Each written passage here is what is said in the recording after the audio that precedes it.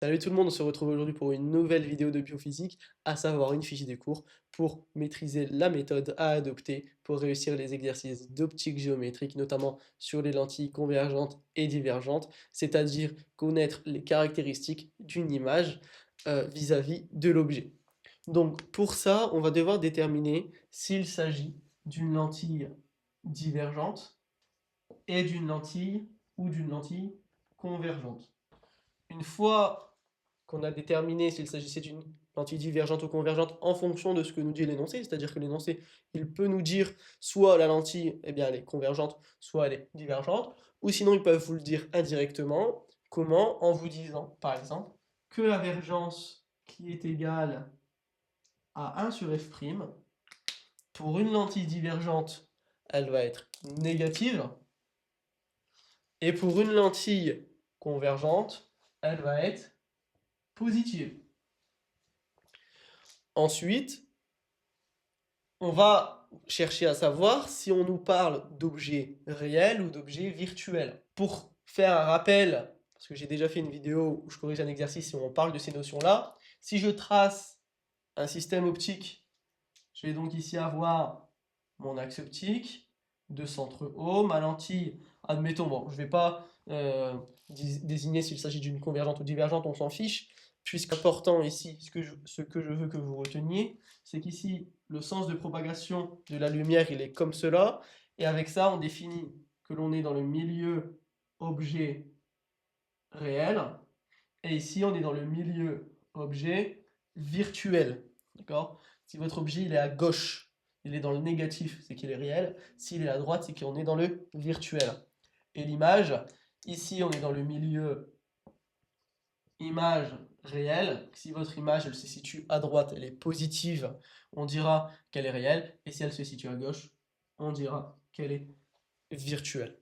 Une fois qu'on a déterminé s'il s'agissait d'une lentille divergente ou convergente et s'il s'agissait d'un objet réel ou virtuel, à l'aide de l'énoncé, ou peut-être que pour l'instant on ne le sait pas encore, en tout cas, ce qui va arriver souvent dans vos énoncés, c'est qu'on va vous donner une valeur de la vergence, et on va vous dire en valeur absolue. Donc, on l'a dit, la vergence pour une lentille divergente est négative et pour une lentille convergente est positive. Si la vergence pour une lentille divergente elle est négative, ça veut dire que 1 sur f', c'est négatif. Et pour que 1 sur f' soit négatif, il faut obligatoirement que f' soit négatif. Or, si f' il est négatif, ça signifie qu'il se situe ici. Là, on va avoir notre f'. Et forcément, si... Alors, ça ne va pas être f'. Là, une faute de rigueur, f' c'est une distance. Ok, c'est la distance focale. F', c'est cette distance-là. Au f'. Le grand F, ça signifie, ça représente le foyer. Ok, le foyer. Donc si on met un prime, c'est que c'est le foyer image. Si on met rien, c'est que c'est le foyer objet. Donc ici, si f' est négatif, pour une lentille divergente, notre foyer image, grand F', il va être ici. Et forcément, puisqu'on parle de lentille et que dans une lentille, les foyers sont symétriques de part et d'autre de la lentille, dans ce cas-là, si f' est ici, grand F, le foyer objet, sera ici. C'est exactement l'inverse pour une lentille convergente. Si ma lentille est convergente, je vais avoir une vergence positive. Or, si ma vergence est positive, c'est-à-dire que 1 sur f', il est positif, eh bien, obligatoirement, f' est positif. Si vous ne voyez pas pourquoi, bah, essayez de diviser 1 par un nombre positif et trouver un nombre négatif. C'est impossible. D'accord? Donc, pour que 1 sur quelque chose soit positif, il faut obligatoirement que c'est ce f' qui soit positif. Si f' est positif, dans ce cas-là, mon foyer image, okay, f', c'est ça. C'est la distance entre le centre optique et mon foyer image. Si f' est positif, c'est qu'il se situe après le centre optique. Dans ce cas-là, je vais le mettre ici, par exemple. Là, je vais avoir grand f', le foyer image. Or, c'est le même principe que pour une lentille divergente. Si je sais la position de un foyer, je connais obligatoirement la position de l'autre, puisque ils sont symétriques de part et d'autre de la lentille.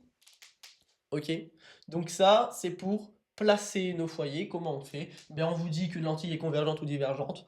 On vous donne une distance. Par exemple, on vous dit que la vergence, c'est 15 en valeur absolue. Vous ne savez pas si c'est plus 15 ou moins 15, mais en réalité, vous le savez indirectement. Puisque si on vous dit que vous avez une vergence de 15 et qu'il s'agit d'une lentille divergente, vous savez que quand on parle de lentille divergente, c'est une vergence qui sera négative, donc forcément c'est moins 15.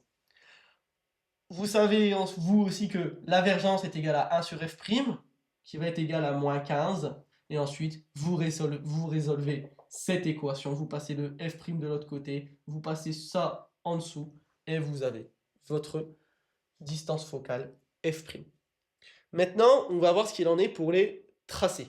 On va commencer avec une lentille convergente. Sachez que s'il s'agit d'une lentille convergente ou qu'il s'agisse d'une lentille divergente, ce sera toujours les mêmes rayons. On va tracer notre système optique. Donc là, je trace mon axe optique de centre O. Et pour une lentille convergente, on met un chapeau. Lentille convergente, on vient de le dire, c'est que la vergence est positive. Si la vergence V, qui est égale à 1 sur f', est positive, ça équivalent à ce que la distance au f', la distance entre le centre optique et le foyer image, est positive. Donc ici, je vais mettre mon f'. On sait que les foyers sont symétriques de part et d'autre pour une lentille. Je dis bien pour une lentille parce que vous verrez ensuite les dioptres et les miroirs. Peut-être que vous les avez déjà vus. C'est pas forcément symétrique. Dans ce cas-là, si f' il est là, grand F, le foyer objet, il est ici. Admettons qu'on nous ait dit que l'on avait, là, admettons que cette distance, elle fait 10 cm. Admettons qu'ici, nous, on nous a dit qu'on avait un objet qui était réel et qu'il se plaçait à 15 cm. L'objet, il est réel. Ça signifie donc le sens de la propagation de la lumière, il est comme ça. Si notre objet, il est réel, ça signifie qu'il se situe dans le milieu objet réel. Donc, il est à gauche de la lentille, du centre optique. Il est à 15 cm. Donc, A, mon objet AB, il est ici. Je vais mettre une hauteur, peu importe laquelle. Je sais que des fois, on peut bloquer ici. On se dit, bah, je ne sais pas, elle fait quelle taille cette AB. On s'en fiche. Nous, ce qu'on veut, c'est les caractéristiques de l'image par rapport à l'objet. Que mon image de base, elle fasse tout ça, ou qu'elle fasse que ça, à la fin, mon image, elle aura toujours les mêmes rapports de proportion avec l'objet. Admettons que là, j'ai la taille de mon objet AB qui fait ça. Bah, peut-être que mon image, elle va être comme ça. Ok ? Et si j'avais fait un peu plus petit mon objet, eh bien mon image aurait été un peu plus petite. Ok? Nous, ce qu'on veut, c'est simplement ça par rapport à ça. Ça par rapport à ça. On s'en fiche de la taille. On va pas vous demander la taille de AB. Ou des fois, on va vous le demander, mais dans ce cas-là, on va vous dire que l'objet AB, il fait une taille précise. Ok? Donc ne bloquez pas là-dessus. Ici, mettez n'importe quelle hauteur. Je vais maintenant tracer les rayons caractéristiques. On a notre premier rayon. C'est le plus simple. Commencez par tracer celui-là. C'est le rayon qui passe par le centre optique O, puisqu'il n'est pas dévié. Donc, tracez-le, c'est simple. On se met, donc là c'est A, là c'est B. On se met à B et on trace un rayon qui passe par le centre optique. Deuxième rayon, c'est le rayon qui part de B, parallèle à l'axe optique. Donc là, vous voyez que là et là, c'est parallèle. Et qui ressort par le foyer image. Et qui ressort... Alors là, mince. Bon. Et qui ressort par le foyer image. Je me suis failli. Ensuite, vous avez le troisième rayon. Et alors là, déjà, à partir de ce moment-là, c'est terminé. Hein. Là, vous n'êtes même pas obligé de tracer le troisième rayon. Puisque là, vous n'avez plus qu'à prolonger. Hop. Lui, là, et bien mon image, elle est ici. Ok, donc là, il faut que je prolonge mon axe optique. Mon image, elle est comme ça. Ok. On va tracer quand même le troisième rayon. On trace le rayon qui passe par le foyer objet. Alors là aussi, je vais devoir prolonger. Le rayon qui passe par le foyer objet. Bon, j'avais pas besoin de prolonger. Et qui sort parallèle à l'axe optique. L'axe optique, c'est ça, qui sort parallèle à l'axe optique. Bon, Vous voyez que là, bon, c'est pas du tout, j'ai pas du tout été précis, c'est des zigzags, bref, le dessin est affreux, mais sinon, normalement, le rayon, il aurait dû arriver ici, OK? Voilà, mais sachez que vous n'êtes pas obligé de tracer les 3 rayons, il suffit d'en avoir 2 et c'est OK. Pour une lentille divergente, vous allez voir que c'est exactement les mêmes rayons qu'on trace. Donc je trace mon système optique, ici on fait un chapeau mais à l'envers puisqu'il s'agit d'une lentille divergente, oula, et puisqu'il s'agit d'une lentille qu'on diverge, alors mince, c'est divergente que je voulais, puisqu'il s'agit d'une lentille divergente, V qui est égal à 1 sur F', donc l'invergence, est égal, enfin c'est négatif, ok? Ici on est dans le négatif. Si on est dans le négatif, ça signifie que F', il est ici, par exemple. Ici, c'est grand F', je vous rappelle, petit F', c'est égal à OF', la distance entre le centre optique O et grand F. Si F', il est ici, forcément, grand F, il est ici, puisqu'ils sont symétriques. Maintenant, là, ça dépend. On peut nous dire que l'objet, il est réel, on peut nous dire que l'objet, il est virtuel.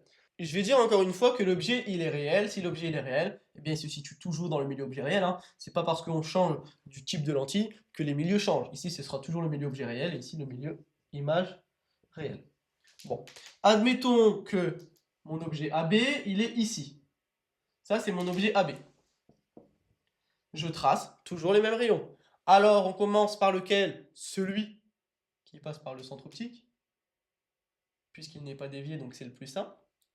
Ensuite, on a le rayon qui passe parallèle à l'axe optique, okay, et qui ressort par le foyer image. C'est exactement le même que pour la lentille convergente. Le rayon de B, il va parallèle pour rejoindre l'axe optique, parallèle à l'axe optique pour rejoindre la lentille, et il sort par le foyer image.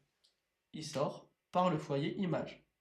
Mais sauf que là, je mets des pointillés. Pourquoi? Puisque l'image, elle va être virtuelle. Pourquoi elle va être virtuelle? Parce que vous voyez que là, vous voyez que mon rayon, il va comme ça. Normalement, vous voyez qu'il diverge après avoir passé la lentille, alors que tout à l'heure, ça convergeait. Là, ça diverge. Mais là, je reviens en arrière. En fait, je crée une image virtuelle. Et donc, comme on crée une image virtuelle, puisque je reviens en arrière, normalement, on va en avant. Là, je vais en arrière. Donc, on met des pointilles. Et là, j'ai déjà mon image. Mon image, où est-ce qu'elle est? Elle est ici. Mes deux rayons se croisent. C'est terminé. Je connais mon image que je vais noter A', B'. On peut tracer le troisième rayon. Le troisième rayon, qu'est-ce qu'il fait? Il passe par le foyer objet. Il passe par le foyer objet. Et il sort parallèle à l'axe optique. Okay, comme ça. D'accord? Donc il passe par le foyer objet. Ça, ce rayon-là, je l'arrête. J'aurais pas dû aller, j'aurais dû m'arrêter ici. L'image, elle est virtuelle, puisque ici, on est dans le milieu image virtuelle. Elle est plus petite, vous voyez qu'elle est plus petite que AB, l'objet de base, et elle est droite. Ok, droit, c'est quoi? Ben, ici, vous avez votre objet, là, vous avez votre lentille. Ça, c'est mon objet. Là, si je mets une image comme ça, on dit qu'elle est renversée. Et si je mets une image comme ça, on dit qu'elle est droite. Voilà pour cette vidéo fiche de cours. Normalement, vous avez toutes les armes en main pour réussir les QCM portant sur ces questions. Je vous invite à rejoindre la page Instagram. J'y poste des petites vidéos QCM du jour, donc n'hésitez pas à la rejoindre. Vous pouvez aussi me poser vos questions par message.